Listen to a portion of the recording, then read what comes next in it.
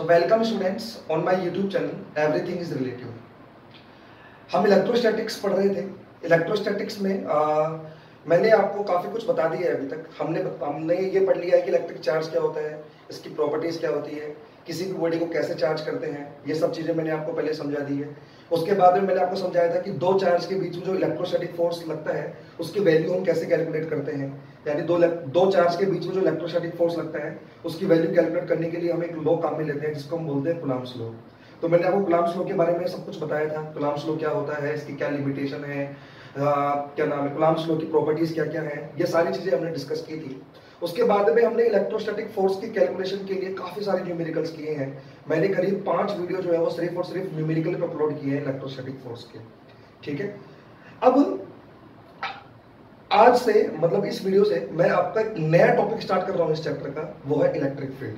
ठीक है, अब मैं इलेक्ट्रिक फील्ड के बारे में अगर आपको मैं बोलूं या इसके न्यूमेरिकल्स के बारे में अगर आपको मैं बताऊं, तो जिस बच्चे को इलेक्ट्रोस्टैटिक फोर्स के न्यूमेरिकल अगर समझ में आ गए हैं, मतलब जिसको कूलम्ब्स लॉ अप्लाई करना आता है, जिसको इलेक्ट्रोस्टैटिक्स के सारे न्यूमेरिकल्स समझ में आ गए हैं जो मैंने 5 वीडियो में अपलोड किए हैं, तो उस बच्चे को इलेक्ट्रिक फील्ड समझने में बिल्कुल भी दिक्कत नहीं आने वाली। तो मतलब जिसको इलेक्ट्रोस्टैटिक फोर्स निकालना आता है वो इजीली फील्ड की कैलकुलेशन कर सकता है। ठीक है, तो चलिए जल्दी से स्टार्ट करते हैं कि इलेक्ट्रिक फील्ड आखिर होता क्या है। ठीक है, तो इलेक्ट्रिक फील्ड को कैसे डिफाइन किया गया है वो देखना। Electric field it is the region around a charged particle where its effect can be experienced। क्या मतलब है इस लाइन का, मतलब इलेक्ट्रिक फील्ड का जो ये डेफिनेशन दी गई है इसका सिग्निफिकेंस क्या है, क्या मीनिंग है इस चीज का। इसका मतलब ये है, आप यूं समझना इस चीज को। जरा सपोज करो मैं आपको ये बोलूं कि सपोज करो मान लो मेरे पास एक पेंडुलम है। ठीक है, इस पेंडुलम का ये बॉब है, इसको मैंने मान लो पॉजिटिवली चार्ज कर दिया। ठीक है, पॉजिटिवली चार्ज कर दिया इसको। अभी ये बिल्कुल रेस्ट पे है, इक्विलिब्रियम में, वर्टिकल पोजीशन में है। लेकिन मान लो मैं इसके पास कोई एक चार्ज पार्टिकल ले आऊं, क्यू चार्ज ले आऊं, और इसके क्यू चार्ज को इसके पास लाके रख दो। तो जैसे ही मैं क्यू चार्ज को इसके पास लाके रखूंगा तो आप खुद सोचो क्या ये इस पोजीशन में रह पाएगा। मैं बोलूंगा नहीं, ये थोड़ा सा आपका रिपेल होगा तो ये हल्का सा आपका उठ जाएगा इस लेवल से। समझ में आ रही बात है, कहना चाह रहा हूं। मतलब जब ये चार्ज नहीं था तो ये बिल्कुल सीधा सीधा लटका हुआ था। जैसे इस चार्ज को मैं इसके पास लाके रख दूंगा, इस चार्ज के रिपल्शन फोर्स की वजह से ये थोड़ा सा आपका क्या हो जाएगा, उठ जाएगा। क्लियर हो रहा है क्या कहना चाह रहा हूँ। ऐसे ही अगर मैं आपको ये बोलूं कि मान लो मेरे पास एक स्फेरिकल बॉल है जिस पर मान लो पॉजिटिवली चार्ज है। अच्छा, ये पॉजिटिव चार्ज तो मैं एज एग्जांपल ले रहा हूँ, आप चाहो तो नेगेटिव चार्ज ले सकते हो। ठीक है, तो मान लो एक स्फेरिकल बॉल है जिसमें पॉजिटिव चार्ज है, ये चुपचाप किसी जगह पर रखी हुई थी। ठीक है, मान लो किसी जगह पर ऐसे रखी हुई थी। अब मान लो मैं इसके पास कोई क्यू चार्ज ले आऊं, जैसे मैं इस क्यू चार्ज को इसके पास लाके रखूंगा तो इसके ऊपर क्या लगेगा, रिपल्शन लगेगा, जिसकी वजह से ये दूर जाना स्टार्ट हो जाएगी। आ रही बात समझ में क्या कहना चाह रहा हूँ। तो दोनों न्यूमेरिकल से मैं मतलब दोनों केसेस से मैं आपको एक चीज समझाना चाह रहा हूँ, वो समझने की कोशिश करना कि जब ये क्यू चार्ज नहीं था तो इस पेंडुलम पे कोई फर्क नहीं पड़ रहा था, ये चुपचाप अपना वर्टिकल पोजीशन पे था। ऐसे जब ये क्यू चार्ज नहीं था तो ये बॉल जो थी वो चुपचाप यहाँ पे रेस्ट पे रखी हुई थी। लेकिन जैसे ही मैंने यहाँ पे इसके पास क्यू चार्ज लाके रखा, ये थोड़ा सा आपका शिफ्ट हो गया। ऐसे ही यहाँ पे जैसे ही मैंने क्यू चार्ज लाके रखा, ये भी थोड़ा सा क्या हो गया, शिफ्ट हो गया। अगर ये थोड़ा सा ऊपर शिफ्ट हुआ है, वो भी आगे शिफ्ट हुई है, तो कोई भी चीज जो है अगर वो रेस्ट पे रखी हुई है और एकदम से अगर वो मूव करे, एकदम से उसमें मोशन आए, इसका मतलब ये गारंटी है कि उसके ऊपर कहीं ना कहीं से फोर्स लगा है। ठीक है, तो सीधी सीधी बात है कि जो फोर्स लगाया है वो इसके आने के बाद ही लगा है। जब तक ये चार्ज नहीं था दोनों के दोनों, इसमें कुछ भी फोर्स नहीं लगा था, ये भी रेस्ट पे था और ये भी अपना इक्विलिब्रियम में था, वर्टिकल पोजीशन पे। तो जो फोर्स लगा है वो इसके आने के बाद ही लगा, क्योंकि इसके आने के बाद ही ये डिस्टर्ब हुआ है। बॉल भी डिस्टर्ब हो गई, मतलब थोड़ी सी आगे शिफ्ट हो गई, पेंडुलम भी आपका थोड़ा डिस्टर्ब हो गया, ये थोड़ा सा आपका कहां पे उठ गया, ऊपर उठ गया। आ रही बात समझ में। अब जब वो फोर्स लगाया है तो क्या ये जो चार्ज है इसने ये खुद वहां पर जाके इसने फोर्स लगाया है क्या। मतलब मेरा कहने का ये है, जैसे मैं ब्लैक बोर्ड पे फोर्स लगा रहा हूँ, एक तो मैं ऐसे हार्ड टच करके फोर्स लगा रहा हूँ, लेकिन क्या इस क्यू चार्ज ने खुद वहां पे जाके फोर्स लगाया क्या। मैं बोलूंगा नहीं, ये तो दूर रखा था। क्या ये चार्ज जो है वो इसके पास जाके फोर्स लगा रहा है, कैसे धक्का दे रहा है इसको जाके, तो नहीं, ऐसा नहीं हो रहा। तो फिर क्या हुआ है, तो कुछ ना कुछ तो ऐसा हुआ है जिसकी वजह से ये यहां से शिफ्ट हुआ है। इसका मतलब इसने अपना कुछ ना कुछ ऐसा उसके पास भेजा है। समझ रहे क्या कहना चाह रहा हूं। इस चार्ज ने कुछ ना कुछ तो अपना इसके आसपास भेजा है जिसकी वजह से ये शिफ्ट हुआ है। ऐसे इस क्यू चार्ज ने भी अपना कुछ ना कुछ इसके पास भेजा है जिसकी वजह से ये आगे शिफ्ट हुआ है। तो वो जो कुछ ना कुछ इसने भेजा है ना, उसी को हम बोलते हैं इलेक्ट्रिक फील्ड। बात समझ में आ रही क्या कहना चाह रहा हूँ? अब इसको समझना जो मैं कहना चाह रहा हूँ। मतलब इलेक्ट्रिक फील्ड बेसिकली क्या है? इलेक्ट्रिक फील्ड बेसिकली एक सेंसेशन है। सेंसेशन मतलब यूं समझो आप कि जैसे मान लो कोई भी एक चार्ज, मान लो जैसे मान लो आपने कोई चार्ज बॉडी है, अगर उस चार्ज बॉडी को जब आप बालों के आसपास लेके आते हो तो आपके बाल जो है ना वो उस चार्ज बॉडी की तरफ खींचना स्टार्ट होते हैं। कभी आपने अगर फील किया हो तो कभी देखना, जैसे आपने कॉम्ब में स्केल को जब आप बालों में रब करते हो, उस स्केल को आप बॉडी के हेयर्स के पास लेके जाओ, हेयर्स में सेंसेशन आता है, मतलब ऐसा लगता है जैसे हेयर्स को कोई खींच रहा है। आ रही बात समझ में? तो वो हेयर क्यों खींच रहे हैं? क्योंकि जब स्केल को हमने बालों में रब किया तो वो स्केल चार्ज हो गया। अब जब स्केल को हम उसके आसपास लेके गए तो स्केल जो है ना वो अपना फील्ड जो है ना वो हमारे हेयर्स के आसपास भेज रहा है। तो जब वो फील्ड हेयर्स के आसपास भेज रहा है तो वो उस फील्ड की वजह से उस हेयर्स पे फोर्स लग रहा है, इस वजह से वो हेयर्स जो है वो उस स्केल की तरफ अट्रैक्ट होना स्टार्ट हो गए हैं। समझ रहे हो क्या कहना चाह रहा हूँ? तो अब इलेक्ट्रिक फील्ड की डेफिनेशन समझना जो मैं कहना चाह रहा हूँ। तो मैं ऐसे कह सकता हूं कि अगर किसी चार्ज पार्टिकल को या किसी चार्ज बॉडी को अगर किसी जगह पर रख दिया जाए, यदि किसी चार्ज पार्टिकल को या किसी चार्ज बॉडी को अगर किसी जगह पर रख दिया जाए तो वो अपने चारों ओर एक ऐसी बाउंड्री बना लेता है कि अगर उस बाउंड्री में कोई दूसरा चार्ज एंटर करेगा तो उस दूसरे चार्ज पर फोर्स लगना स्टार्ट हो जाएगा, या तो वो दूसरा चार्ज इसकी तरफ अट्रैक्ट होगा या दूसरा चार्ज जो है वो इससे क्या होगा, रिपेल होगा। अब चाहे अट्रैक्शन लगे चाहे रिपल्शन लगे, लेकिन अगर दूसरा चार्ज इसकी बाउंड्री में आएगा तो उसके ऊपर फोर्स तो पक्का लगेगा। समझ रहे हो क्या कहना चाह रहा हूं?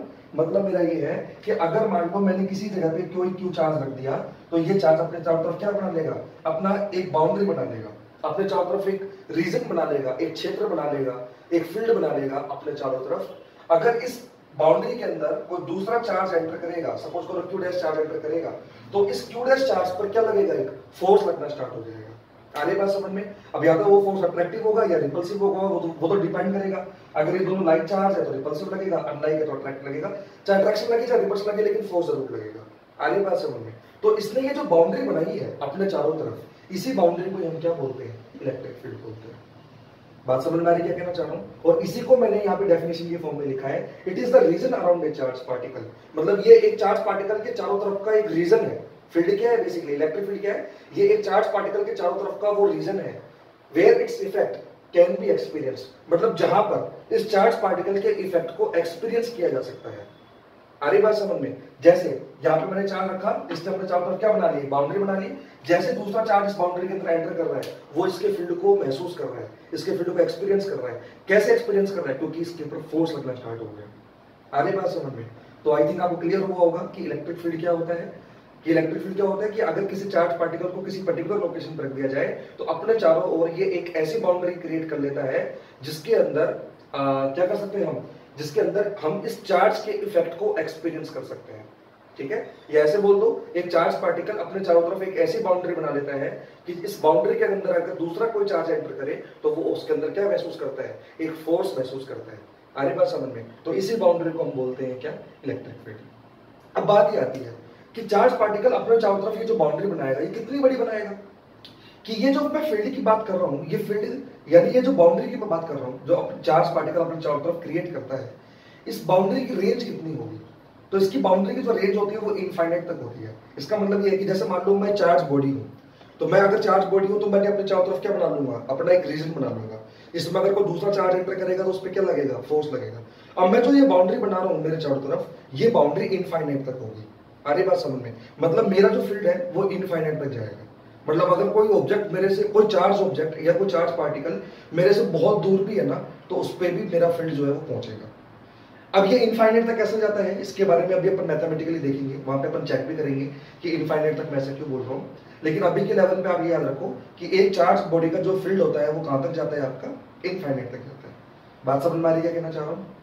अब देखो आप आगे। तो ये तो बात हो गई आपकी थियोरेटिकली पॉइंट ऑफ व्यू से कि इलेक्ट्रिक फील्ड क्या होता है। ठीक है, अब अपन मैथमेटिकली देखते हैं कि मैथमेटिकली इलेक्ट्रिक फील्ड को कैसे डिफाइन किया गया है। एक्चुअली इलेक्ट्रिक फील्ड को दो तरीके से डिफाइन किया गया है। ये तो इसकी थ्योरेटिकली डेफिनेशन थी, इसको मैथमेटिकली भी डिफाइन किया गया है। मैथमेटिकली का मतलब ये होता है कि जैसे मान लो एक चार्ज पार्टिकल है, उसने अपने चारों तरफ फील्ड बना लिया, लेकिन इसकी फील्ड की वैल्यू कितनी होगी।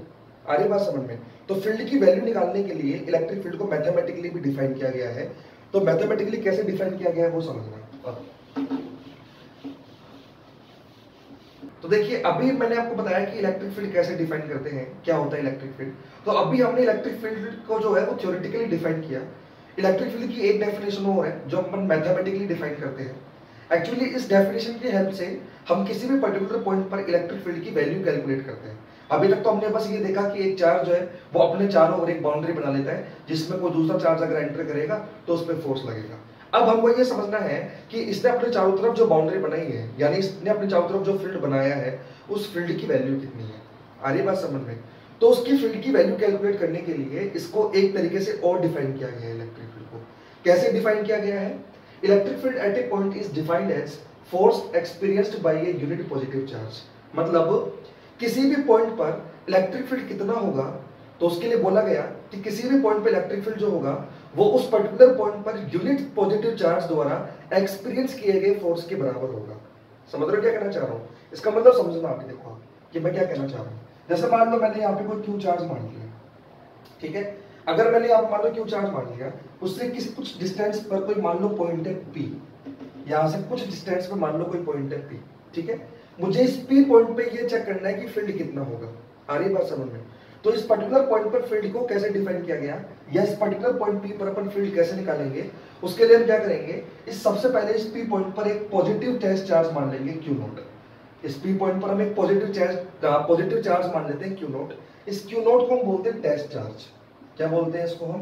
Test charge. इसके बारे में अभी आपको थोड़ी देर बाद बताऊंगा। हाँ, तो मैं क्या कह रहा था कि मेरे को मान लो इस क्यू चार्ज की वजह से कुछ डिस्टेंस पर एक पॉइंट है पी, तो इस पी पॉइंट पर मुझे इस चार्ज की वजह से फील्ड चेक करना है कि इस पी पॉइंट पर इस चार्ज का कितना फील्ड आ रहा है। तो उसके लिए सबसे पहले हम यहाँ पे एक पॉजिटिव चार्ज मान लेंगे क्यू नोट। आ रही बात समझ में? एक पॉजिटिव चार्ज मान लेंगे क्या, क्यू नोट, जिसको हम टेस्ट चार्ज भी बोलते हैं। टेस्ट चार्ज के बारे में हम बाद में डिस्कस करेंगे कि क्या है ये टेस्ट चार्ज। अभी आप सिंपल वे में समझो कि यहाँ पे हम एक पॉजिटिव चार्ज मान लेते हैं क्यू नोट, ठीक है। अब इस पॉजिटिव चार्ज क्यू नोट पर ये जो चार्ज है वो कुछ ना कुछ फोर्स लगाएगा, और वो फोर्स कहाँ लगाएगा?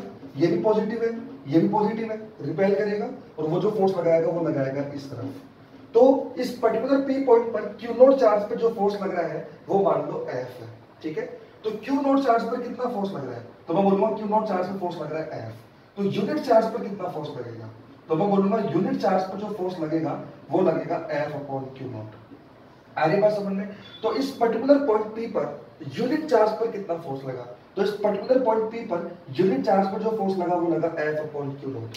तो ये जो यूनिट चार्ज पर जो फोर्स लगा एफ अपॉन क्यू नोट, इसी को हम क्या बोलते हैं? इलेक्ट्रिक फील्ड बोलते हैं। आ रही बात समझ में? तो मतलब किसी भी पॉइंट पर इलेक्ट्रिक फील्ड की वैल्यू किसके बराबर होगी? तो किसी भी पॉइंट पर इलेक्ट्रिक फील्ड की वैल्यू उस फोर्स के बराबर होगी जो वहां पर यूनिट चार्ज पर लगता है। मतलब इस पी पॉइंट पर अगर एक यूनिट चार्ज रख दिया जाए तो यूनिट पॉजिटिव चार्ज पर जितना फोर्स लगेगा वही यहाँ पे क्या होगा? फील्ड की वैल्यू होगी। तो जैसे मैंने यहाँ पे क्यू नोट चार्ज माना, तो क्यू नोट चार्ज पर अगर फोर्स लग रहा है एफ, तो यूनिट चार्ज पर कितना फोर्स लगेगा? तो यूनिट चार्ज पर फोर्स लगेगा एफ अपॉन क्यू नोट। तो इस यूनिट चार्ज पर जो ये फोर्स लग रहा है एफ अपॉन क्यू नोट, इसे कोई हम क्या बोलते हैं? इस पर्टिकुलर पॉइंट पर फील्ड बोलते हैं। आ रही बात समझ में? तो ई वेक्टर बराबर क्या हो जाएगा? एफ वेक्टर डिवाइडेड बाई क्या? Q note. ये हमारा इलेक्ट्रिक फील्ड हो जाएगा, ठीक है। अब जब आप कुछ अच्छी बुक्स पढ़ोगे तो आपको एक चीज लिखी हुई मिलेगी, यहाँ पे वो लिखी हुई मिलेगी limit q naught tends to zero. मतलब जब आप कुछ अच्छी बुक्स पढ़ोगे तो इलेक्ट्रिक फील्ड को आपको ऐसा लिखा हुआ मिलेगा फॉर्मूला इलेक्ट्रिक फील्ड का कि ई वेक्टर इक्वल टू होता है F vector upon q naught and limit q naught tends to zero. ये आपको लिखा हुआ मिलेगा। तो ये limit q naught tends to zero का क्या मतलब होता है और ये टेस्ट चार्ज का क्या मतलब है, इसके बारे में अभी आपको मैं समझाऊंगा। अभी बस आप इतना समझो कि किसी भी पॉइंट पर अगर मुझे इलेक्ट्रिक फील्ड कैलकुलेट करना है तो उस पर्टिकुलर पॉइंट पर मैं इलेक्ट्रिक फील्ड कैसे कैलकुलेट करूंगा।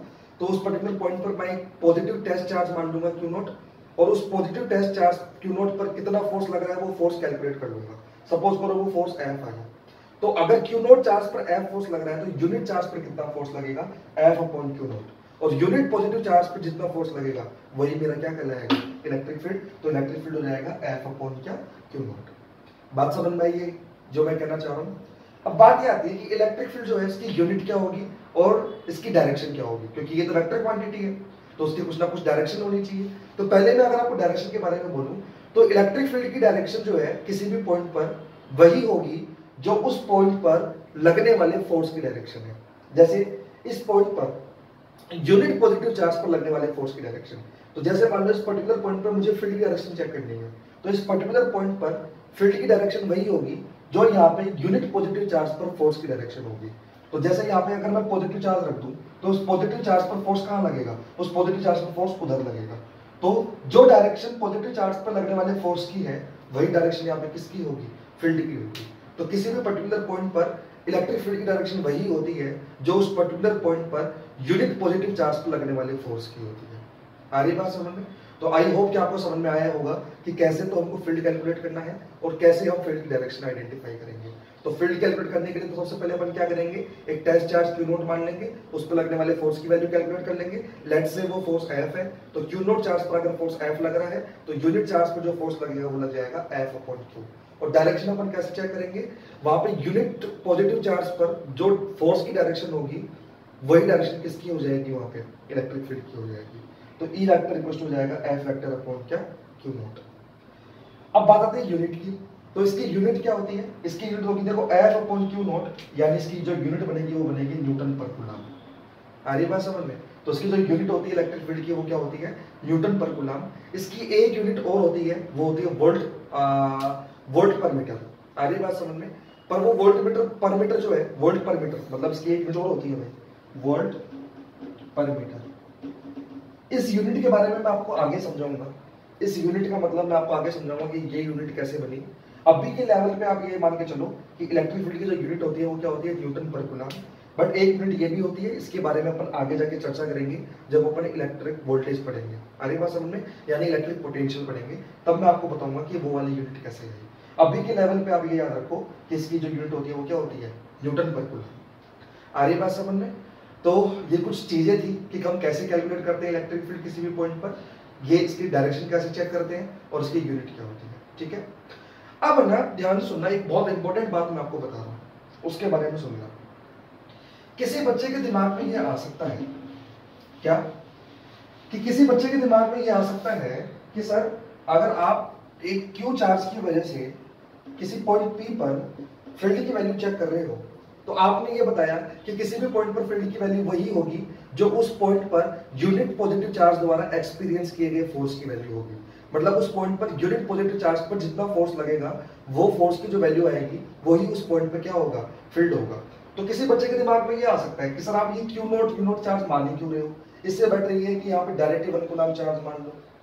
अरे बात समझ में? पॉजिटिव 1 कूलम चार्ज मान लो यहाँ पे, और इस पॉजिटिव 1 कूलम चार्ज पे लगने वाले फोर्स की वैल्यू कैलकुलेट कर लो। जैसे इस पॉजिटिव 1 कूलम चार्ज पर इस क्यू चार्ज की वजह से फोर्स कितना लगेगा, अगर मान लो ये डिस्टेंस r है तो कोई बच्चा बोलेगा जो फोर्स लगेगा वो लगेगा kq1/r²।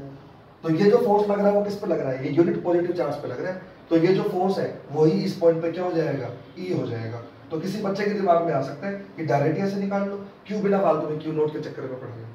आ रही बात समझ में? तो देखो न्यूमेरिकली तो आपकी बात सही है, न्यूमेरिकली तो ये आंसर ठीक भी है, कोई गलती नहीं है इसके अंदर, बट प्रैक्टिकली हम ऐसा कर नहीं सकते। ठीक है, मतलब आप न्यूमेरिकली अगर सोल्व कर रहे हो किसी भी पर्टिकुलर पॉइंट पर, अगर आप फील्ड निकाल रहे हो तो वहां पे 1 कूलम चार्ज मान लो, और 1 कूलम चार्ज मान के वहां पे फोर्स की वैल्यू कैलकुलेट कर लो, वो जो फोर्स की वैल्यू आएगी वही इलेक्ट्रिक फील्ड हो जाएगा। ठीक है, ठीक है, लेकिन अगर मैं आपको कॉन्सेप्चुअली तरीके से बताऊं तो ये चीज गलत है। या फिर आप प्रैक्टिकली जब आप ऐसे करके देखोगे, जैसे प्रैक्टिकली मान लो कोई चार्ज बॉडी है, उसकी वजह से मुझे किसी पॉइंट पर फील्ड चेक करना है प्रैक्टिकली, और मैं वहां पे अगर 1 कूलम चार्ज लाके रखूं तो वो जो फील्ड अगर आप वहां पे चेक करोगे तो वो गलत है वो तरीका, ऐसा अपन कर नहीं सकते। रीजन क्या है इसका? इसका रीजन ये है कि मैं आपको काफी पहले 1 कूलम चार्ज के बारे में बता चुका हूं। जब मैंने आपको कूलम्स लॉ समझाया था तो आप उस वीडियो को देखना, वहां पे मैंने आपको 1 कूलम चार्ज के बारे में बताया था कि 1 कूलम चार्ज कोई छोटा मोटा चार्ज नहीं है। समझ रहे हो क्या कहना चाह रहा हूं?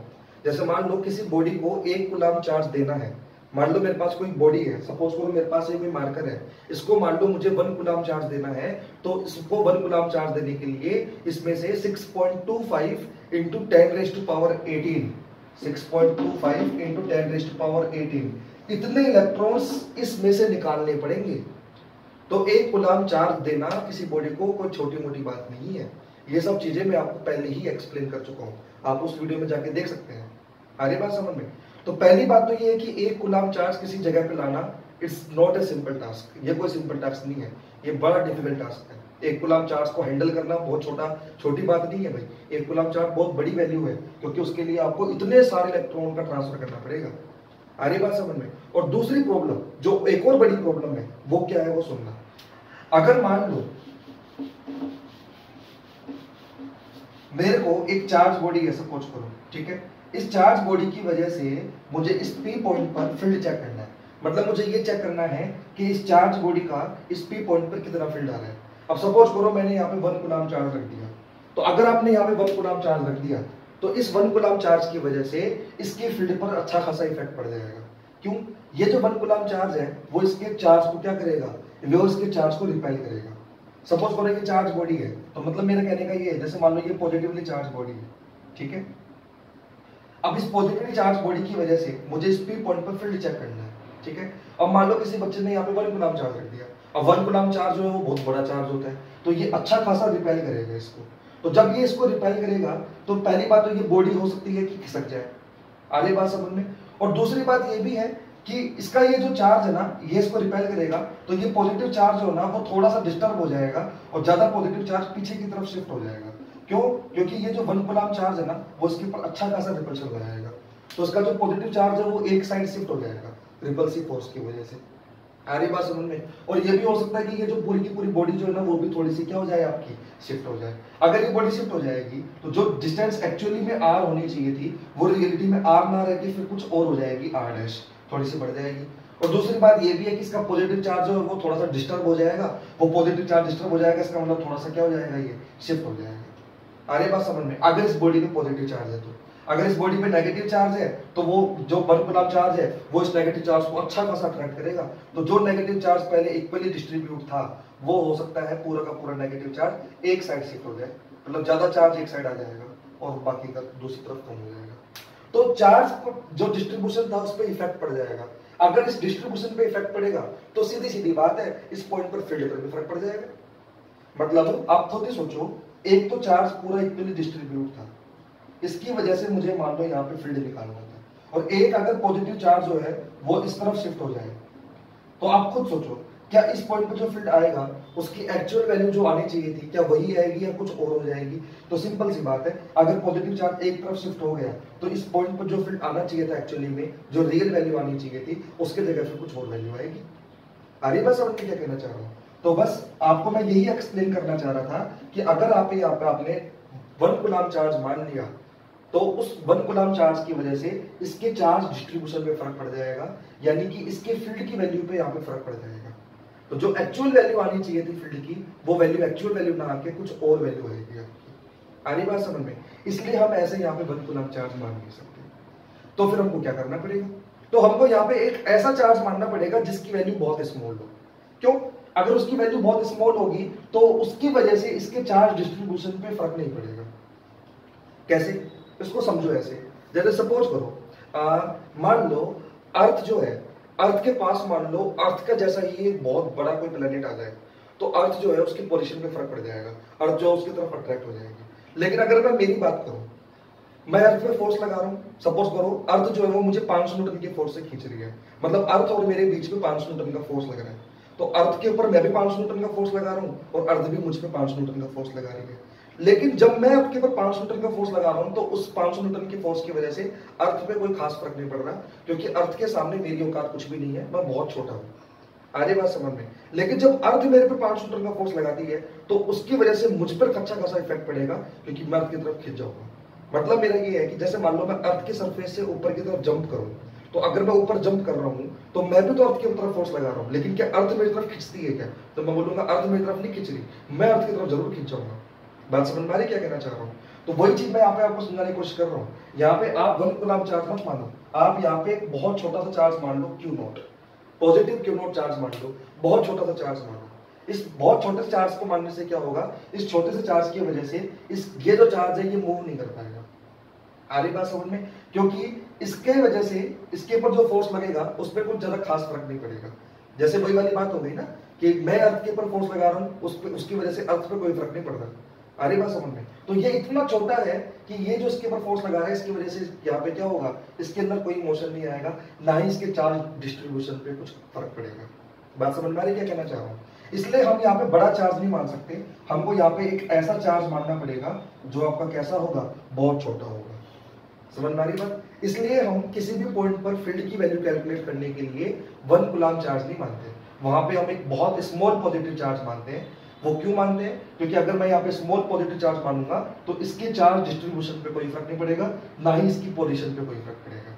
तो यहाँ पे जो वैल्यू आएगी इलेक्ट्रिक फील्ड की इस चार्ज की वजह से वो एक्चुअल वैल्यू के बराबर ही आएगी, इसलिए हम यहाँ पे बिल्कुल छोटा चार्ज मानते हैं। अगर आइडियली अगर मैं बात करूं तो आइडियली ये चार्ज जो होना चाहिए वो 0 होना चाहिए, लेकिन प्रैक्टिकली ऐसा चार्ज पॉसिबल ही नहीं है जो 0 हो। आ रही बात समझ में?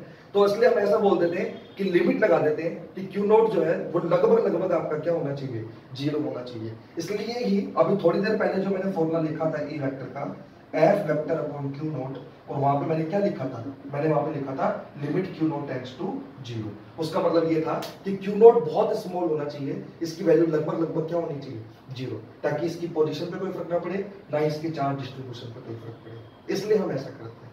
इसलिए हम 1 कूलम चार्ज जो है वो डायरेक्ट मान नहीं सकते, पहले क्यू नॉट चार्ज मानते हैं, क्यू नॉट चार्ज पर लगने वाले फोर्स की वैल्यू चेक करते हैं। तो अगर क्यू नॉट चार्ज पे फोर्स की वैल्यू एफ है तो यूनिट चार्ज पे कितनी हो जाएगी, F upon q not. So I hope कि आपको समझ में आया होगा कि कैसे इलेक्ट्रिक फील्ड चेक करते हैं और कैसे हम इलेक्ट्रिक फील्ड की डायरेक्शन चेक करते हैं। ठीक है, तो ये तो कुछ बातें थी इलेक्ट्रिक फील्ड के ऊपर। अब मैं इलेक्ट्रिक फील्ड के ऊपर कुछ इंपॉर्टेंट पॉइंट्स बताता हूँ, या कुछ प्रॉपर्टीज इलेक्ट्रिक फील्ड की, वही मैं आपको बता रहा हूँ। तो देखिए क्या क्या कुछ इंपॉर्टेंट पॉइंट्स हैं जो आपको याद रखने हैं इलेक्ट्रिक फील्ड पे, जो थ्योरेटिकली क्वेश्चन बन सकता है आपका, स्टेटमेंट के फॉर्म में भी बन सकता है या फिर मल्टीपल चॉइस में भी बन सकते हैं। तो कुछ पॉइंट्स हैं, कुछ इंपॉर्टेंट पॉइंट्स हैं जो आपको याद रखने हैं इलेक्ट्रिक फील्ड के बारे में। तो देखिए क्या क्या पॉइंट्स हैं। तो फर्स्ट पॉइंट देखो क्या है।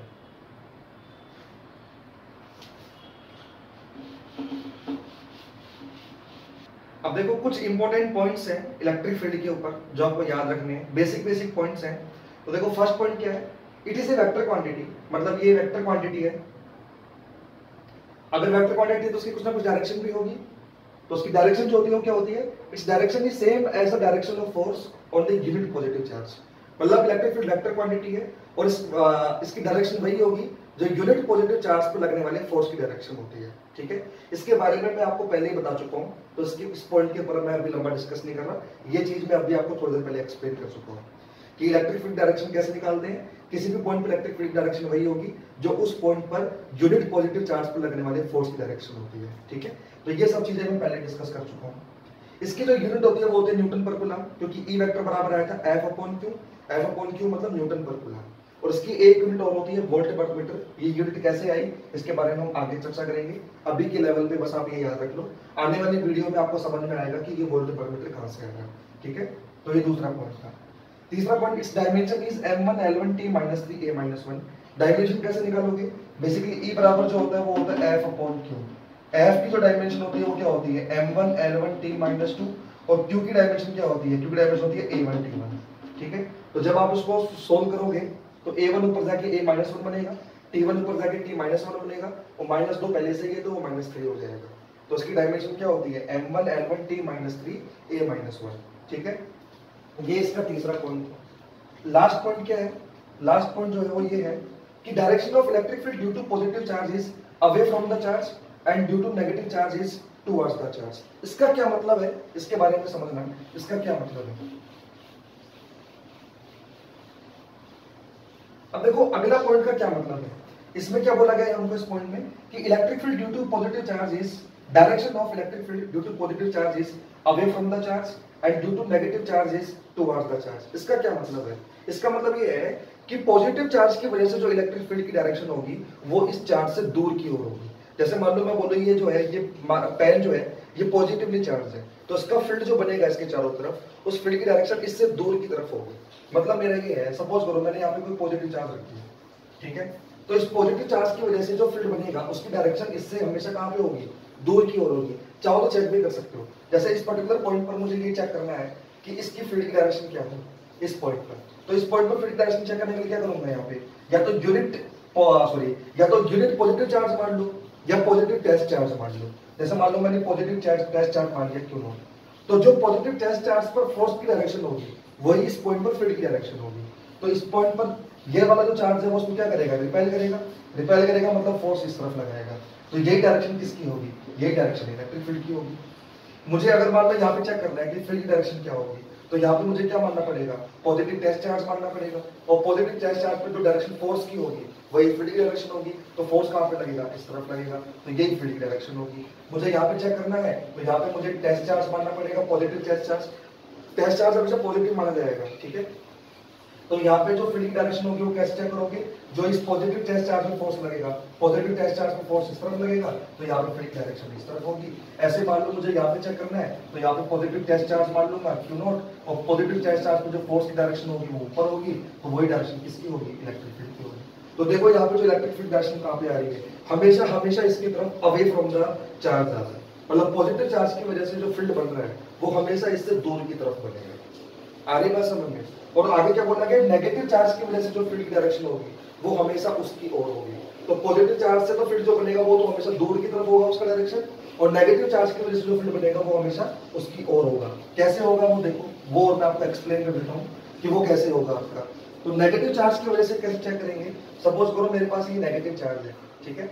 अब नेगेटिव चार्ज की वजह से फील्ड की डायरेक्शन चेक करनी है। मान लो मुझे इस पॉइंट पर फील्ड की डायरेक्शन चेक करनी है, तो इस पॉइंट पर अगर मुझे फील्ड की डायरेक्शन चेक करनी है तो इस पर्टिकुलर पॉइंट पे मुझे क्या मानना पड़ेगा, इस पर्टिकुलर पॉइंट पे मुझे क्या मानना पड़ेगा, पॉजिटिव टेस्ट चार्ज मानना पड़ेगा। तो जैसे मान लो मैंने ये पॉजिटिव टेस्ट चार्ज मान लिया, अब इस पॉजिटिव टेस्ट चार्ज पर जो फोर्स की डायरेक्शन होगी वही फील्ड की डायरेक्शन होगी। तो इस पॉजिटिव टेस्ट चार्ज पर जो फोर्स की डायरेक्शन होगी वो कहाँ पे होगी, तो वो जो फोर्स लगेगा वो इस तरफ लगेगा, यानी ये इसको अट्रैक्ट करेगा, ठीक है। ऐसे मान लो मुझे यहाँ पे चेक करना है कि फील्ड की डायरेक्शन क्या होगी, तो यहाँ पे पॉजिटिव टेस्ट चार्ज मान लूंगा। अब पॉजिटिव टेस्ट चार्ज को ये क्या करेगा, अट्रैक्ट करेगा, तो फोर्स की डायरेक्शन यही होगी।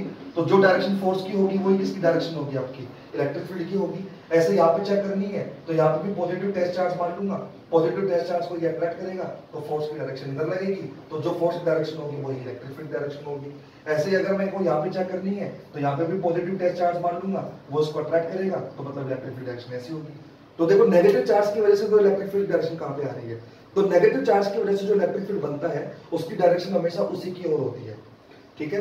और positive test charge positive charge की वजह से जो इलेक्ट्रिक फील्ड बनता है उसकी डायरेक्शन हमेशा उससे दूर की ओर होती है। आ रही बात समझ में। तो आई होप कि आपको ये पॉइंट समझ में आया होगा कि ये पॉइंट क्या कहना चाहते हैं। नेक्स्ट पॉइंट क्या है वो सुनना, नेक्स्ट पॉइंट क्या होता है,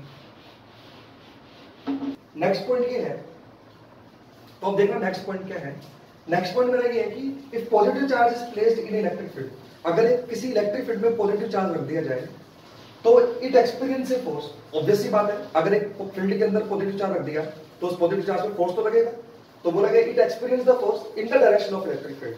तो मतलब अगर किसी फील्ड के अंदर पॉजिटिव चार्ज रख दिया जाए तो उस पॉजिटिव चार्ज पर जो फोर्स लगेगा वो फोर्स उसी डायरेक्शन में लगेगा जिस डायरेक्शन में फील्ड जा रहा है। आ रही बात समझ में। But if negative charge is placed in electric field, but अगर नेगेटिव चार्ज को इलेक्ट्रिक फील्ड में रख दिया जाए तो it experience the force in the opposite direction to the electric field. मतलब अगर किसी फील्ड में, किसी इलेक्ट्रिक फील्ड में नेगेटिव चार्ज अगर मैं रख दूं तो नेगेटिव चार्ज पर जो फोर्स लगेगा वो जिस डायरेक्शन में इलेक्ट्रिक फील्ड जा रहा है उसकी अपोजिट डायरेक्शन में लगेगा। तो अगर पॉजिटिव चार्ज रखा है तो पॉजिटिव चार्ज पे तो फोर्स इलेक्ट्रिक फील्ड की डायरेक्शन में लगेगा, और नेगेटिव चार्ज पर जो फोर्स है वो इलेक्ट्रिक फील्ड की अपोजिट डायरेक्शन में लगेगा। ऐसा क्यों, एक बार समझा देता हूं इस चीज को भी कि ऐसा क्यों होता है। जैसे सपोज करो कोई पॉजिटिव चार्ज है, तो इसने अपना फील्ड कैसा बनाया होगा, इसने अपना फील्ड ऐसा बनाया होगा दूर की तरफ। अभी अभी आपने समझाया था मैंने आपको कि पॉजिटिव चार्ज का जो फील्ड बनता है वो इससे दूर की तरफ होता है, तो इसने अपना फील्ड ऐसे बनाया होगा। अब मान लो इसके फील्ड में मैंने कोई पॉजिटिव चार्ज रख दिया, सपोज करो मैंने यहाँ पे कोई पॉजिटिव चार्ज रख दिया प्लस क्यू चार्ज, तो इस पॉजिटिव क्यू चार्ज पर फोर्स कहाँ लगेगा बताओ। तो ये जो चार्ज है वो उसको क्या करेगा, रिपेल करेगा। तो रिपेल करेगा तो ये चार्ज कहाँ पे मूव करेगा, ये चार्ज इधर ही मूव कर रहा है। तो ये चार्ज कहाँ पे मूव कर रहा है, ये चार्ज वहीं पे मूव कर रहा है जिस डायरेक्शन में इलेक्ट्रिक फील्ड है। और वही मैं आपको समझाना चाह रहा था कि अगर किसी फील्ड में पॉजिटिव चार्ज रखा जाए तो पॉजिटिव चार्ज पर फोर्स फील्ड की डायरेक्शन में लगता है। अब जैसे मान लो मैंने पॉजिटिव चार्ज यहाँ पे रख दिया, तो ये इसको क्या करेगा, रिपेल करेगा। रिपेल करेगा मतलब फोर्स इधर लगेगा, और देखो यही डायरेक्शन फील्ड की है और यही डायरेक्शन इस पे लगने वाले फोर्स की है। तो मतलब किसी फील्ड पे अगर पॉजिटिव चार्ज रख दिया जाए तो उस पे फोर्स जो है वो फील्ड की डायरेक्शन में ही लगता है। लेकिन अगर मान लो इस फील्ड में नेगेटिव चार्ज रखता तो क्या होता, मान लो मैंने यहाँ पे नेगेटिव चार्ज रखा होता, तो नेगेटिव चार्ज रखा होता तो ये क्या करता है, इसको अट्रैक्ट करता। समझ में आ रही बात। अब देखो नेगेटिव चार्ज पे फोर्स कहाँ लग रहा है, इस तरफ, जबकि एक्चुअल फील्ड डायरेक्शन क्या है, एक्चुअल फील्ड है इस तरफ। तो अगर फील्ड पे नेगेटिव चार्ज रखा जाए तो उस नेगेटिव चार्ज पे जो फोर्स लग रहा है वो फील्ड की डायरेक्शन के अपोजिट लग रहा है। ऐसे अगर मान लो मैंने नेगेटिव चार्ज यहाँ पे रखा तो उसको क्या करेगा, ये अट्रैक्ट करेगा। तो फोर्स की डायरेक्शन तो इस तरफ है, जबकि फील्ड की डायरेक्शन जो है वो इस तरफ है। तो अगर किसी फील्ड में नेगेटिव चार्ज रखा जाए तो नेगेटिव चार्ज पर जो फोर्स लगता है वो फील्ड की डायरेक्शन के अपोजिट लगता है, जबकि अगर पॉजिटिव चार्ज रखा होता है तो पॉजिटिव चार्ज पर फोर्स फील्ड की डायरेक्शन में लगता है। ये मेरा नेक्स्ट पॉइंट था। ये पॉइंट में मेरा जो है वो आगे काम भी आएगा कुछ टॉपिक्स में और कुछ न्यूमेरिकल्स में काम भी आएगा। तो ध्यान रखना, अगर फील्ड में नेगेटिव चार्ज रख दिया तो नेगेटिव चार्ज फील्ड की अपोजिट डायरेक्शन में भागेगा, और अगर किसी फील्ड में अगर आपने पॉजिटिव चार्ज रख दिया तो पॉजिटिव चार्ज जो है वो फील्ड की डायरेक्शन में ही मूव करेगा। बात समझ में आ रही है क्या कहना चाह रहा हूँ? तो आई होप कि आपको पूरा का पूरा फील्ड समझ में आया होगा और फील्ड से रिलेटेड कुछ ये जो इंपॉर्टेंट पॉइंट्स थे ये आपको समझ में आए होंगे। ठीक है, अब कुछ चीजें और हैं जो आपको थोड़ा सा समझना है। एक्चुअली कुछ चीजें हैं जो आपको न्यूमेरिकल में कई जगह लिखी मिलेंगी, जैसे uniform electric field, non uniform electric field, variable electric field, ऐसी चीजें जो है ना वो आपको लिखी हुई मिलेंगी। तो पहले मैं आपको एक बार इन वर्ड्स का मतलब समझा देता हूँ कि यूनिफॉर्म इलेक्ट्रिक फील्ड का मतलब क्या होता है, नॉन यूनिफॉर्म इलेक्ट्रिक फील्ड का मतलब क्या होता है, कांस्टेंट इलेक्ट्रिक फील्ड का मतलब क्या होता है, वेरिएबल इलेक्ट्रिक फील्ड का क्या मतलब होता है, वो समझना आप एक बार। ठीक है, क्योंकि ये वर्ड्स जो है वो आपको कई जगह लिखे हुए मिलेंगे। कई न्यूमेरिकल में लिखा हुआ आएगा कि एक यूनिफॉर्म इलेक्ट्रिक फील्ड अप्लाई किया गया है, या non uniform electric field apply किया गया है, या कांस्टेंट इलेक्ट्रिक फील्ड अप्लाई किया गया है, या वेरिएबल इलेक्ट्रिक फील्ड अप्लाई किया गया है। तो इनका मतलब क्या होता है? पहली बात है यूनिफॉर्म इलेक्ट्रिक फील्ड, इसका क्या मतलब है? यूनिफॉर्म इलेक्ट्रिक फील्ड का क्या मतलब होता है समझना। यूनिफॉर्म इलेक्ट्रिक फील्ड का मतलब होता है ऐसा फील्ड जो हर लोकेशन पे सेम हो। समझ रहे हो क्या कहना चाह रहा हूं? मतलब जैसे मान लो मैं कोई जगह ले लूं, जैसे मान लो ये कोई स्पेस है, अगर इस स्पेस के हर पॉइंट पर इलेक्ट्रिक फील्ड की वैल्यू सेम है, जैसे यहाँ पे इलेक्ट्रिक फील्ड है 2 न्यूटन पर कूलम, यहाँ पर भी 2 न्यूटन पर कूलम, यहाँ पर भी 2 न्यूटन पर कूलम, यहाँ पर भी 2 न्यूटन पर कूलम, यहाँ पे भी, यहाँ पर भी, सब जगह अगर इस पूरी जगह पर इलेक्ट्रिक फील्ड जो है, इस पूरी जगह पे इलेक्ट्रिक फील्ड जो है वो मान लो 2 न्यूटन पर कूलम ही है, इसका मतलब इस पूरी लोकेशन पे जो इलेक्ट्रिक फील्ड है वो कैसा है? यूनिफॉर्म इलेक्ट्रिक फील्ड है। तो यूनिफॉर्म इलेक्ट्रिक फील्ड का मतलब होता है ऐसा फील्ड जिसकी वैल्यू हर पोजीशन पे कैसी हो? सेम हो।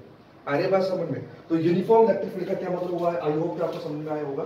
तो यूनिफॉर्म इलेक्ट्रिक फील्ड का मतलब होता है आपका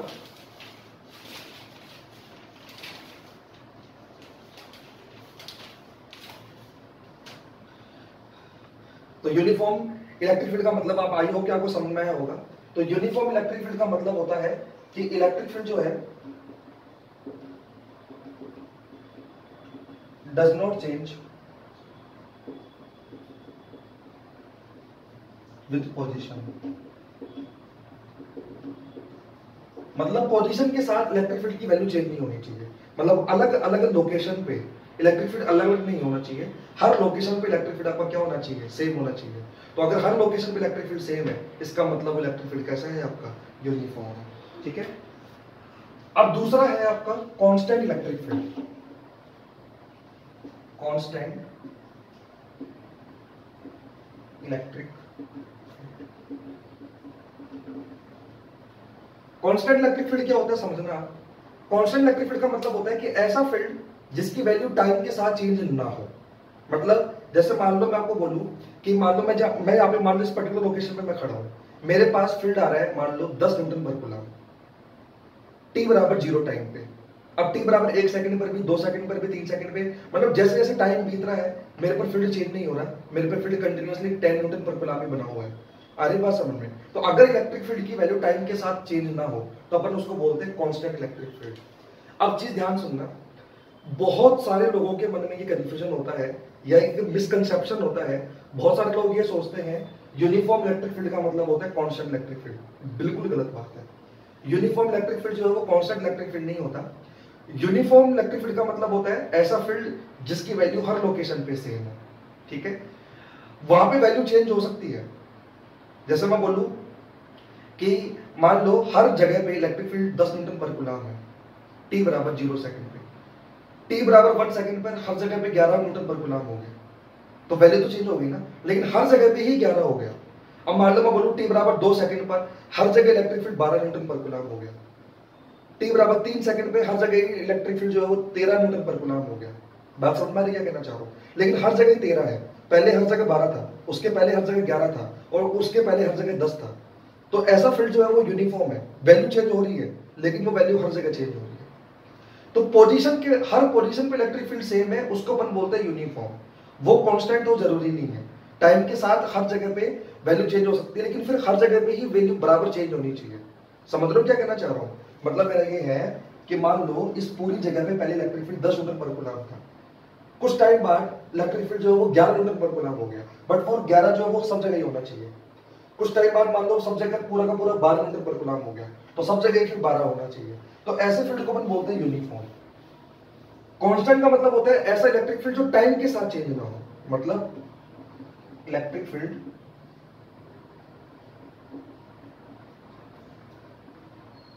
does not change with time. तो ऐसा फील्ड जिसकी वैल्यू टाइम के साथ चेंज ना हो वो कहलाता है कांस्टेंट।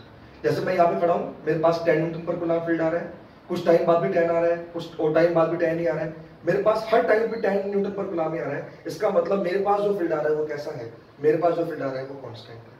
आ रही बात समझ में? और हर जगह फील्ड अगर सेम बना हुआ है इसका मतलब वो यूनिफॉर्म है। बात समझ में आ रही क्या कहना चाह रहा हूँ? एक होता है आपका non uniform electric field.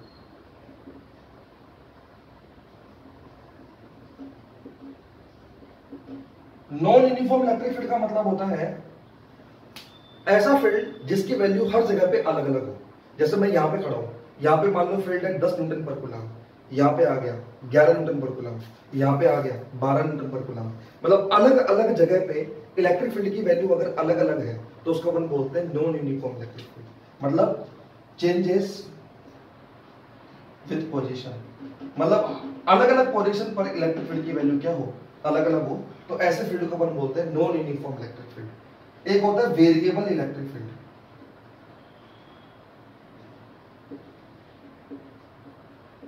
Variable electric field का मतलब होता है ऐसा फील्ड जिसकी वैल्यू टाइम के साथ लगातार चेंज होती रहे। जैसे मान लो मैं यहाँ पे खड़ा हूं, यहाँ पे पहले फील्ड 10 न्यूटन पर कूलम आ रहा था, कुछ देर बाद यहाँ पे फील्ड 11 हो गया, कुछ देर बाद यहाँ पे 12 हो गया, कुछ देर बाद यहाँ पे 13 हो गया।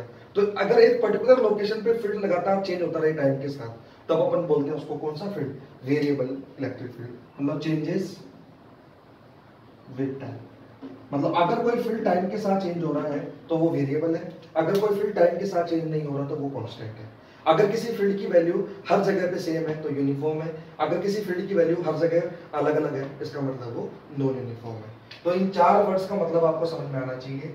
ये कई न्यूमेरिकल्स में आपको लिखे हुए मिलेंगे। जैसे किसी जगह पे बोल दिया इलेक्ट्रिक फील्ड यूनिफॉर्म है तो समझ जाना पूरी जगह पे इलेक्ट्रिक फील्ड की वैल्यू सेम है। अगर कहीं बोला कि इलेक्ट्रिक फील्ड नॉन यूनिफॉर्म है तो समझ जाना हर जगह इलेक्ट्रिक फील्ड अलग अलग है। अगर बोले कि इलेक्ट्रिक फील्ड कांस्टेंट है तो समझ जाना कि एक पर्टिकुलर लोकेशन पे इलेक्ट्रिक फील्ड की वैल्यू चेंज नहीं हो रही। कांस्टेंट इलेक्ट्रिक फील्ड का मतलब एक पर्टिकुलर लोकेशन पे इलेक्ट्रिक फील्ड की वैल्यू क्या नहीं हो रही? चेंज नहीं हो रही। मैं बोलूं वेरिएबल इलेक्ट्रिक फील्ड, इसका मतलब है एक पर्टिकुलर लोकेशन पे इलेक्ट्रिक फील्ड टाइम के साथ क्या हो रही है? चेंज हो रही है। तो इन चारों का मतलब आपको समझ में आना चाहिए। ये चारों वर्ड्स आपको कई जगह न्यूमेरिकल्स में लिखे हुए मिल सकते हैं। ठीक है, तो आई होप कि आपको समझ में आया होगा कि इलेक्ट्रिक फील्ड क्या होता है, कैसे कैलकुलेट करते हैं, कैसे उसकी डायरेक्शन चेक करते हैं, और उसके कुछ इंपॉर्टेंट पॉइंट्स जो है 4-5 पॉइंट्स मैंने आपको बताए। इसके अलावा ये चारों वर्ड्स हैं जिनका मतलब आपको पता होना चाहिए। ठीक है, अब एक फटाफट से एक टॉपिक और है वो और हम समझ लेते हैं, फिर मैं इलेक्ट्रिक फील्ड के न्यूमेरिकल्स पे आऊंगा।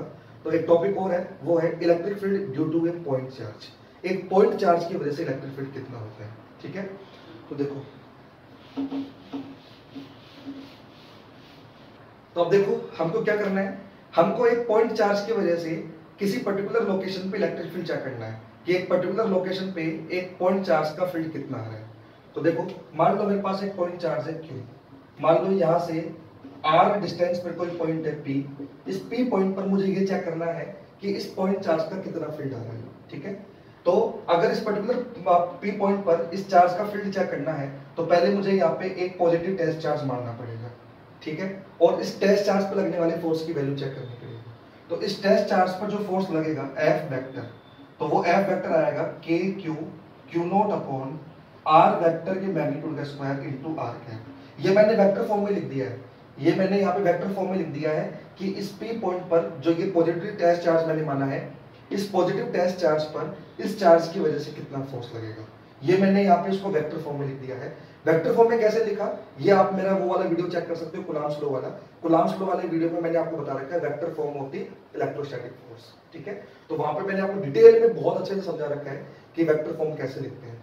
ठीक है, तो ये मैंने यहाँ पे वेक्टर फॉर्म में लिख दिया है कि इस पॉजिटिव टेस्ट चार्ज पर इस चार्ज की वजह से कितना फोर्स लग रहा है। ठीक है, अब तो मुझे यहाँ पे इलेक्ट्रिक फील्ड चेक करना है, तो इलेक्ट्रिक फील्ड के लिए मैंने अभी आपको थोड़ी देर पहले समझाया, वो होता है F vector upon q not. ठीक है, तो इलेक्ट्रिक फील्ड जब आप यहाँ पे लिखोगे तो इलेक्ट्रिक फील्ड कितना आ जाएगा, वो आ जाएगा के q naught upon r vector के मैग्नीट्यूड का square into r cap divided by q naught. F vector upon q naught, तो एफ वेक्टर की वैल्यू डाल दी, डिवाइडेड बाय क्या है क्यू नॉट। यहाँ से क्यू नॉट कैंसिल हो जाएगा, तो ई वेक्टर इक्वल टू आ जाएगा के क्यू अपॉन आर वेक्टर के मैग्नीट्यूड का स्क्वायर इनटू आर कैप। ये आपका इलेक्ट्रिक फील्ड आ गया, ये वेक्टर फॉर्म में आ गया। अगर मैं केवल मैग्नीट्यूड की बात करूं तो ई इक्वल टू मैं बोल सकता हूं के क्यू अपॉन आर स्क्वायर, क्योंकि यहाँ पे ये जो आर कैप है ये तो यूनिट वेक्टर है, ये तो डायरेक्शन के लिए काम आता है। तो अगर मेरे को वेक्टर फॉर्म में लिखना है तो वेक्टर फॉर्म तो इलेक्ट्रिक फील्ड की ये होगी एक पॉइंट चार्ज की वजह से। अगर मुझे सिर्फ मैग्नीट्यूड लिखना है तो मैग्नीट्यूड हो जाएगा के क्यू अपॉन आर स्क्वायर। आ रही बात समझ में? अब मुझे ये बताओ कि इसका इलेक्ट्रिक फील्ड जो है वो जीरो कहाँ पे होगा, तो मैं बोलूंगा इसका इलेक्ट्रिक फील्ड जीरो तो तब होगा जब आर बराबर क्या हो जाएगा, जब आर इक्वल्स टू इनफाइनाइट हो जाएगा। मतलब जब आर इक्वल्स टू इनफाइनाइट होगा तो ई इक्वल्स टू क्या बन जाएगा आपके पास, तो ई इक्वल्स टू आपका जीरो हो जाएगा।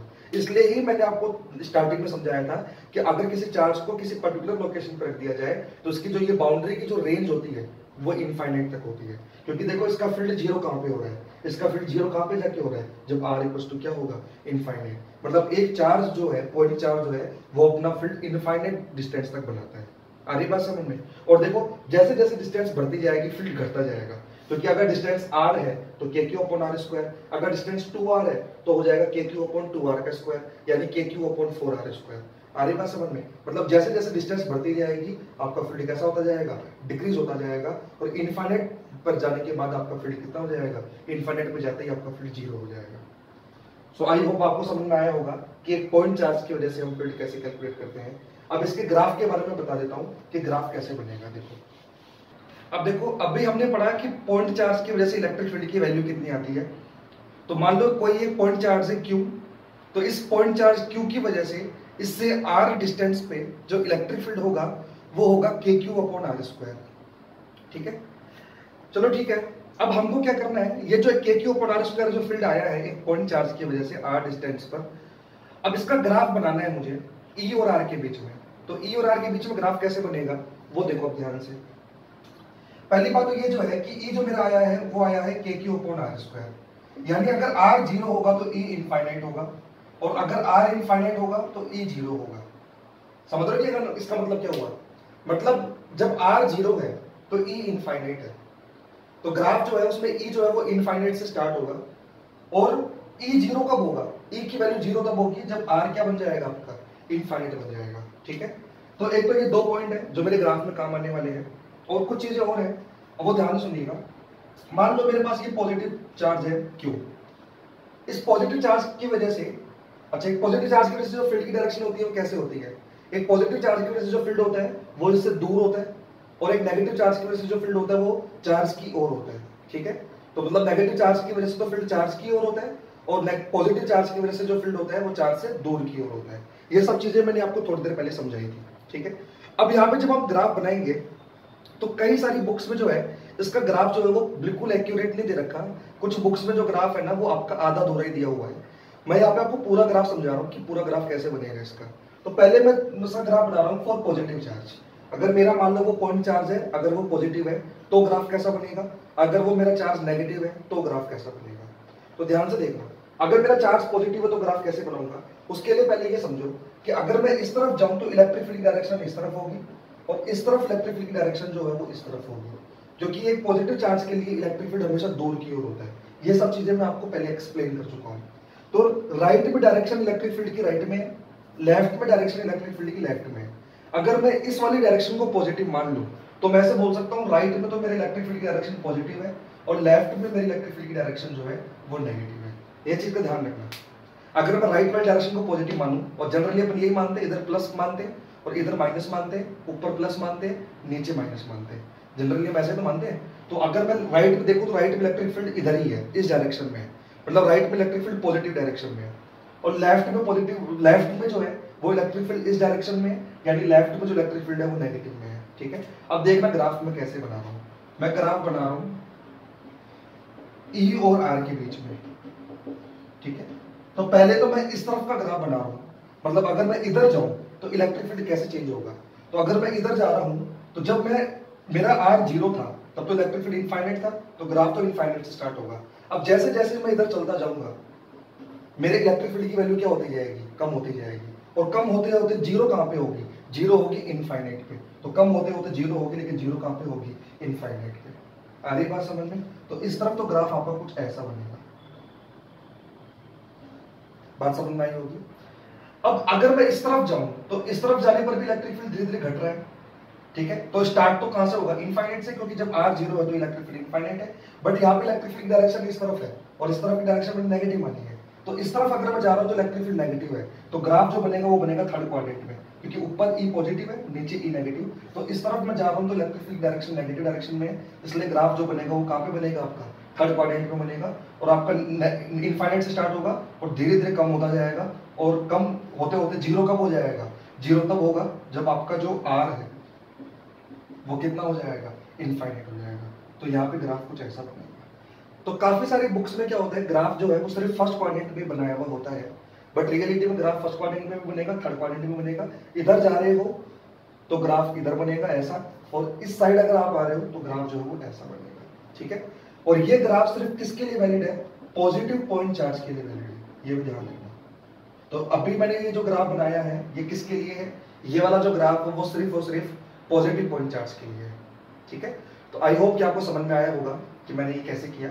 अब मान लो मेरा पॉइंट चार्ज अगर वो नेगेटिव हुआ, तो नेगेटिव चार्ज के लिए E और R के बीच में ग्राफ कैसा बनेगा वो और देख लेते हैं। तो फटाफट से एक बार इसको नोट कर लीजिए आप, चाहो तो इसका स्क्रीनशॉट ले लो या वीडियो को पॉज करके आप इसको नोट कर लो, क्योंकि ग्राफिकल क्वेश्चन बहुत इंपॉर्टेंट है। जेई के पॉइंट ऑफ व्यू से अगर मैं बोलूं तो जेई के पॉइंट ऑफ व्यू से ग्राफिकल क्वेश्चन बहुत पूछे जाते हैं। तो आगे भी हम बहुत सारे ग्राफ पढ़ने वाले हैं अलग अलग चीजों के लिए। अभी तो हम पॉइंट चार्ज की बात कर रहे हैं, इसलिए मैं अभी पॉइंट चार्ज के ग्राफ बता रहा हूँ। आगे जाके जैसे हम फील्ड निकालेंगे रिंग का, डिस्क का, ठीक है, तो वहां पे अपन रिंग के लिए भी ग्राफ बनाएंगे फील्ड का, डिस्क के लिए भी फील्ड का ग्राफ बनाएंगे, तो वहां पे और भी ग्राफ पढ़ेंगे। अभी मैं सिर्फ पॉइंट चार्ज की बात कर रहा हूँ, तो ये पॉइंट चार्ज का ग्राफ है, और पॉइंट चार्ज में भी ये सिर्फ आपका पॉजिटिव चार्ज के लिए ग्राफ है, ठीक है। अब देखो अगर मेरा चार्ज नेगेटिव हुआ तो क्या होगा,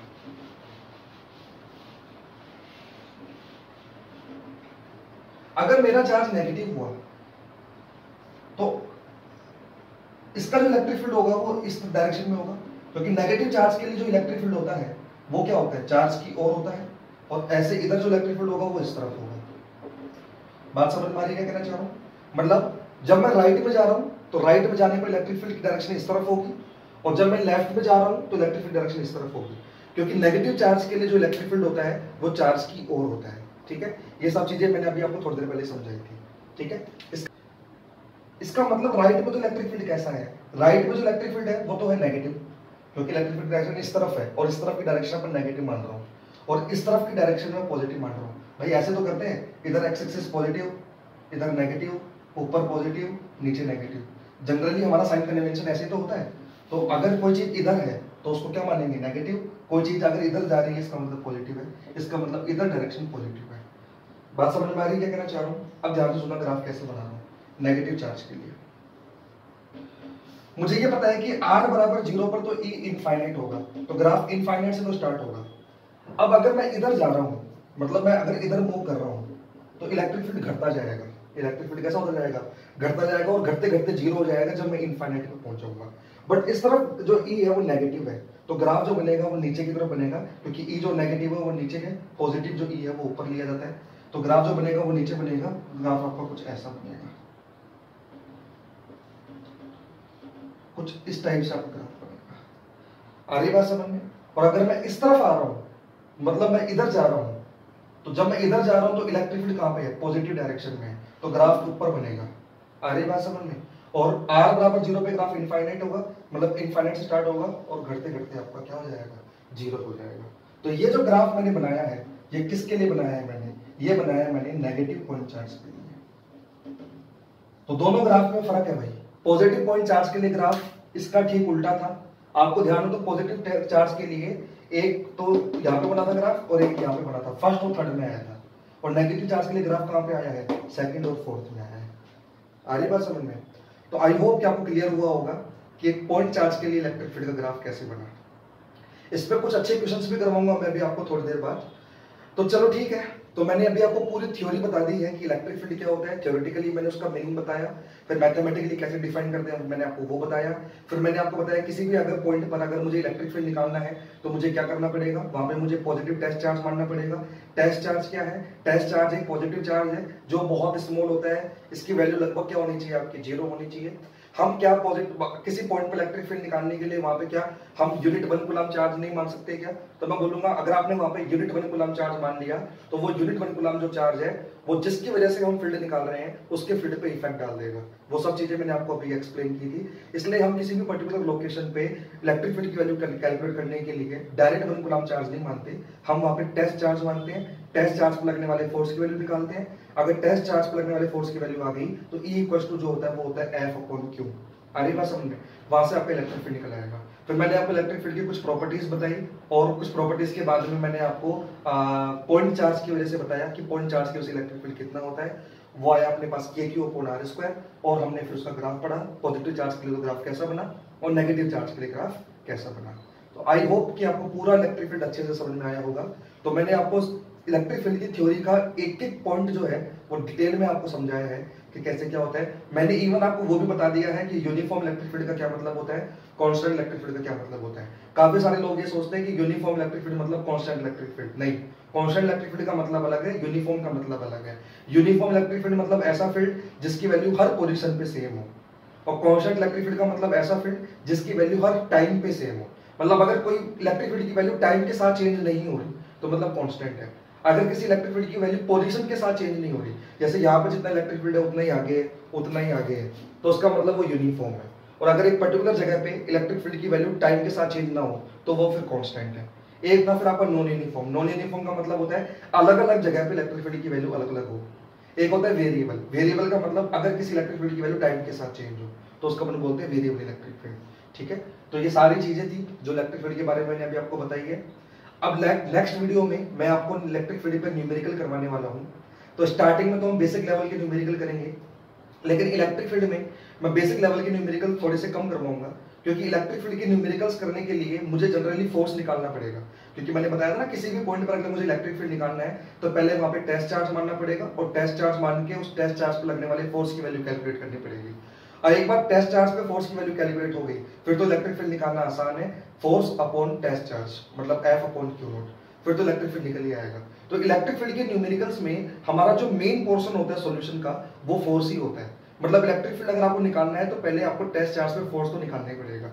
और फोर्स निकालने के बहुत सारे न्यूमेरिकल मैं आपको ऑलरेडी पहले करवा चुका हूँ। 5 वीडियो मैंने सिर्फ और सिर्फ फोर्स निकालने के लिए ही बताए हैं, और वो मैंने आपको इसलिए बताए थे ताकि आपको इलेक्ट्रिक फील्ड में जो है ना ज्यादा प्रॉब्लम ना आए। तो यहाँ पे अपन बेसिक लेवल के न्यूमेरिकल्स करें तो लेकिन बहुत कम करेंगे। यहाँ पे अपन कुछ अच्छे लेवल के न्यूमेरिकल्स करेंगे। ठीक है, तो चलो ठीक है, नेक्स्ट वीडियो में मिलते हैं। नेक्स्ट वीडियो में आपको बताऊंगा न्यूमेरिकल्स इलेक्ट्रिक फील्ड के ऊपर।